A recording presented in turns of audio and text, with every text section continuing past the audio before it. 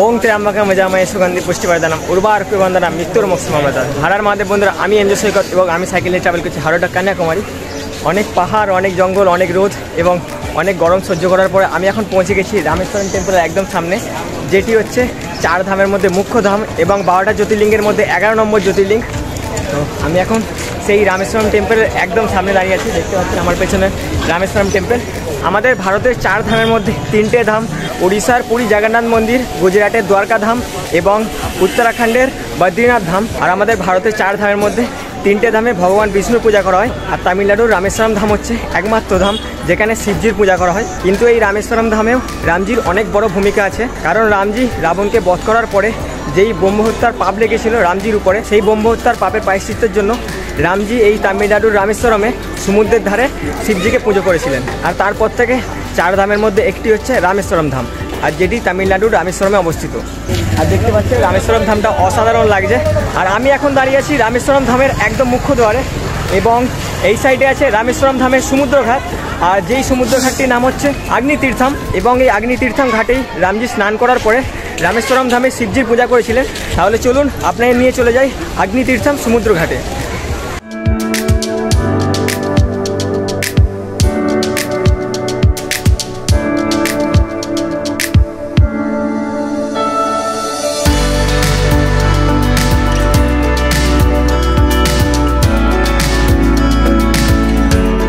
আর এই অগ্নিতীর্থমে রামজি স্নান করার পরেই রামেশ্বরম ধামে শিবজির পূজা করেছিলেন। আর দেখতে পাচ্ছেন আমি এখন সেই অগ্নিতীর্থম ঘাটের সামনে দাঁড়িয়ে আছি।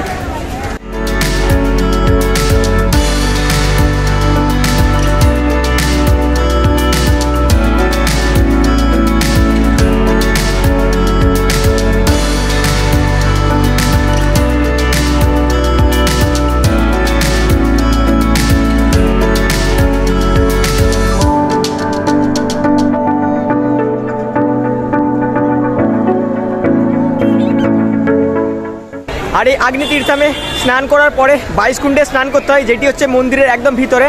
সেখানে টোটাল 22টা কুণ্ড আছে, আর সেই কুণ্ডের সৃষ্টি হচ্ছে রামজির বাণ থেকে। তো সেটা আপনাদের দেখাবো। তাহলে চলুন আপনাদের এই অগ্নিতীর্থমটাকে ভালোভাবে ঘুরে দেখিয়ে দিই।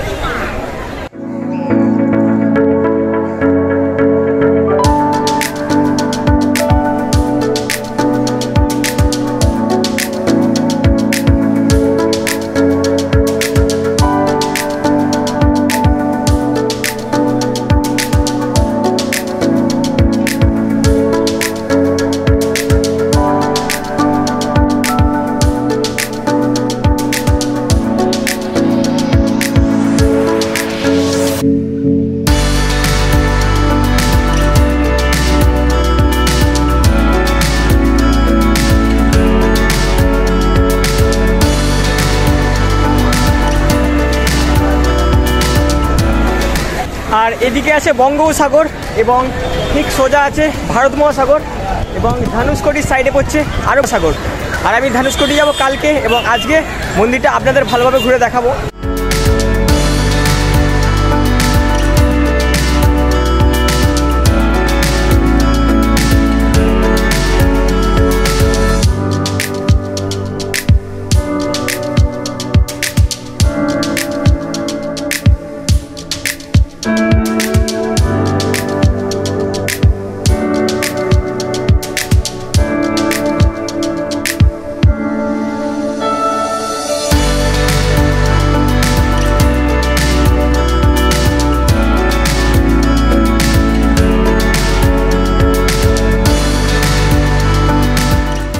আর এই রামেশ্বরম ধামে টোটাল 2টো মুখ্য শিবলিঙ্গ আছে। তার কারণ হচ্ছে রামজির এই ব্রহ্মহত্যা পাপের প্রায়শ্চিত্তের জন্য রামজি হনুমানজিকে পাঠিয়েছিলেন কৈলাস পর্বতে, সেখান থেকে শিবলিঙ্গ আনার জন্য। আর হনুমানজি ফিরে আসতে অনেক দেরি করার কারণে রামজি এবং সীতা মাতা এই সমুদ্রের পাড়েই বালি দিয়ে একটি শিবলিঙ্গ তৈরি করেন এবং সেই শিবলিঙ্গটাকে পূজা করেন। এবং যেই শিবলিঙ্গটা হনুমানজি কৈলাস পর্বত থেকে এনেছিলেন সেই শিবলিঙ্গটা রামেশ্বরম ধামের ভিতরে অবস্থিত এবং ওই শিবলিঙ্গটা বিশ্বনাথ শিবলিঙ্গ নামে পূজিত। সেই কারণে রামেশ্বরম ধামে টোটাল 2টো শিবলিঙ্গের অবস্থান আছে।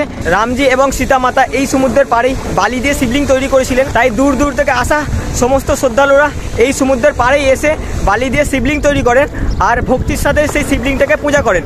আর অগ্নিতীর্থমে স্নান করার পরে 22 কুণ্ডে স্নান করেন। তাহলে চলুন সেই শ্রদ্ধালুদের বানানো শিবলিঙ্গগুলো আপনাদের একটু দেখাই।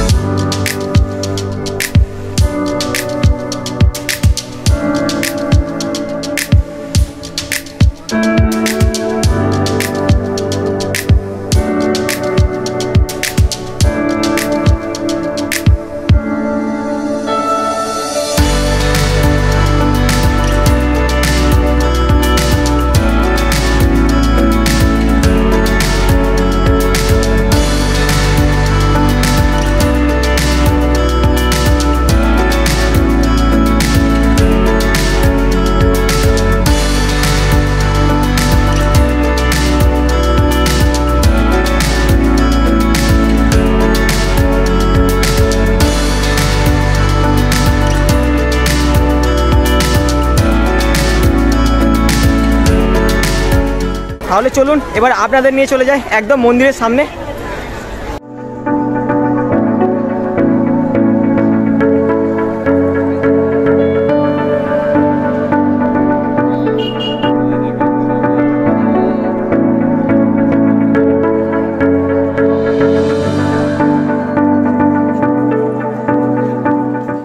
আর আমি এখন দাঁড়িয়ে আছি বাইশকুণ্ডের একদম গেটের সামনে। আর এই বাইশকুণ্ডে স্নান করার জন্য 25 টাকা করে ফিস লাগবে। আর এই 25 টাকায় টিকিট কাটার পরে বাইশকুণ্ডে স্নান করা যাবে। তাহলে চলুন আপনাদের নিয়ে যাই বাইশকুণ্ডের সামনে।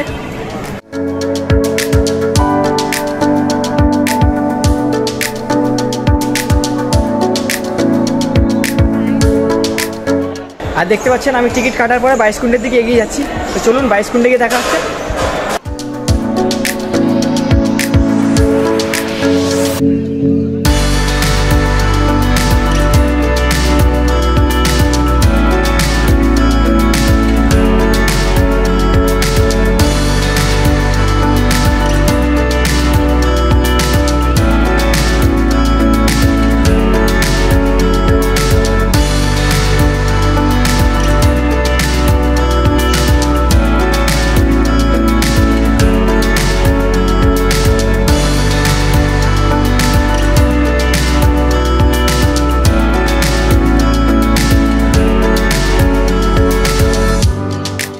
আর একটু আগে আপনাদের দেখালাম রামেশ্বরম ধামের বাইশকুণ্ড, এবং এখন আছে ভারতের সবথেকে লম্বা এবং বড় মন্দির করিডোরে।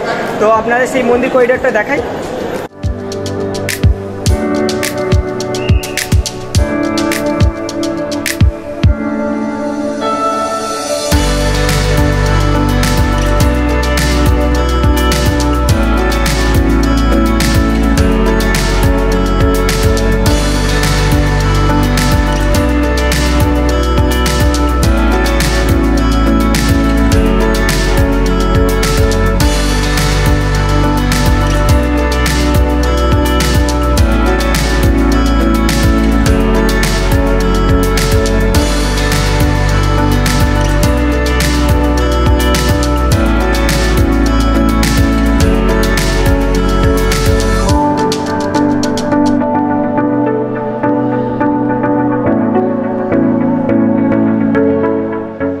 আর এই করিডোরের সৌন্দর্যটা অসাধারণ। আর এই স্তম্ভগুলো দেখতে একই ধরনের হলেও কিন্তু স্তম্ভগুলোর মধ্যে কোনো না কোনো ডিফারেন্ট আছে, মানে প্রতিটা স্তম্ভ একটু না একটু হলেও আলাদা আছে। দেখতে পাচ্ছেন জায়গাটা সেই লেভেলের লাগছে। তো আপনাদের দেখাই।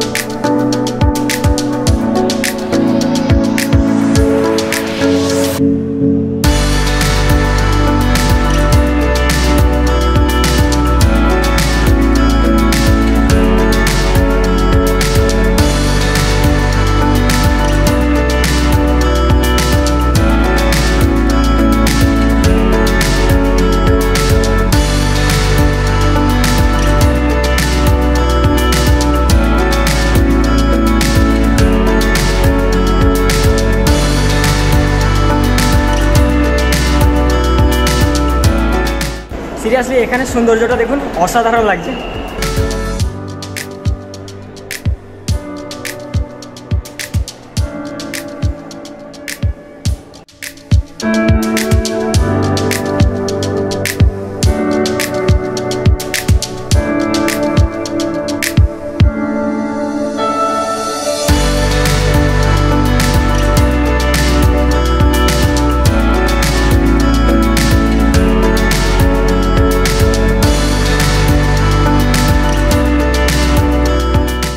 আর আপনাদের মন্দিরের ভিতরে সৌন্দর্যটা দেখালাম, এবার আপনাদের মন্দিরের বাইরের সৌন্দর্যটা দেখাই।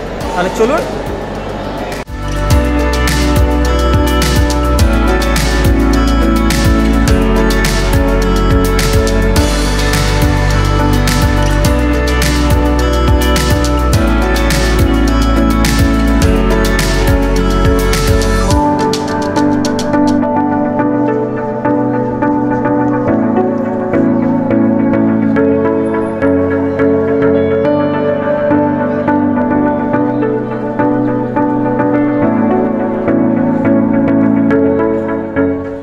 এবং আজকে সকালে তো আমি মন্দির দর্শন করলাম এবং মন্দিরটাকে আপনাদের সবাইকে ভালোভাবে ঘুরে দেখালাম। আর ভিডিও এখনও শেষ হয়নি, কারণ এখন অনেক বাকি আছে।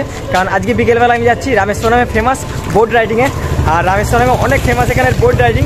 আর স্পেশালি আপনাদের জন্য আমি আজকে বিকেলবেলা যাবো রামেশ্বরম বোট রাইডিংয়ে। তো চলুন বিকেলবেলা দেখা হচ্ছে। হর হর মহাদেব, জয় হিন্দ, জয় ভারত।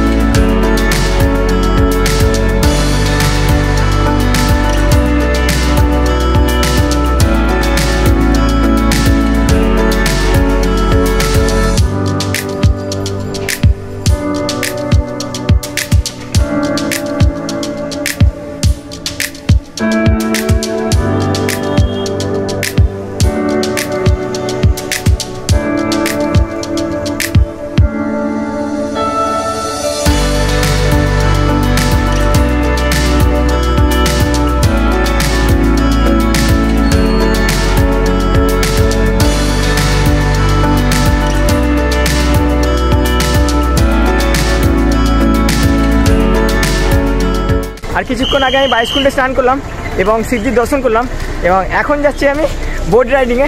আর দেখতে পাচ্ছেন আমি একদম বোট রাইডিং টিকিট কাউন্টারের সামনে আছি। তো চলুন এখানে বোট রাইডিংয়ের এক্সপিরিয়েন্সটা আপনার সাথে শেয়ার করি। আর দেখতে পাচ্ছেন এখানে বোট রাইডিংয়ের জন্য 100 টাকা করে টিকিট আছে। আর এখানে লাইফ জ্যাকেট আছে, লাইফ জ্যাকেট পরার পরে বোটে এন্ট্রি হবে। তো চলুন বোটে গিয়ে দেখা হচ্ছে। আর দেখতে পাচ্ছেন লাইফ জ্যাকেট আমি পরে নিয়েছি এখন। আর বোট হচ্ছে এখানে মোটামুটি 2 কিলোমিটারের মতো সমুদ্রের গভীরে যাবে।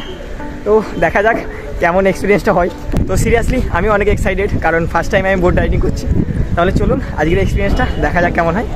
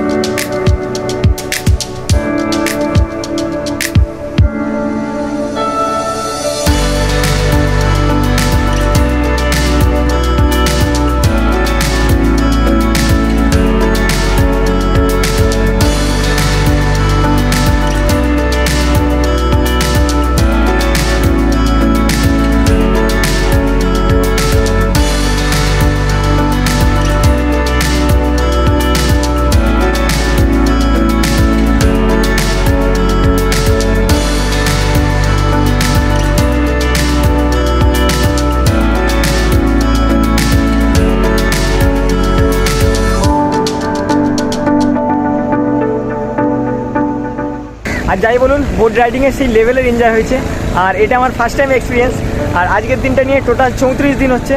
আর কালকে মানে 35 দিনের মাথায় যাব the last land of India, যেটি হচ্ছে ধনুষকোটি। আর কালকের ভিডিওটা সবার জন্য অনেক স্পেশাল হতে চলেছে।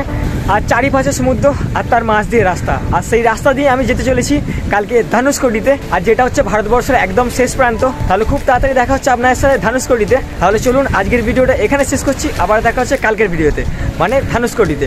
তাহলে চলুন, হর হর মহাদেব, জয় হিন্দ, জয় ভারত।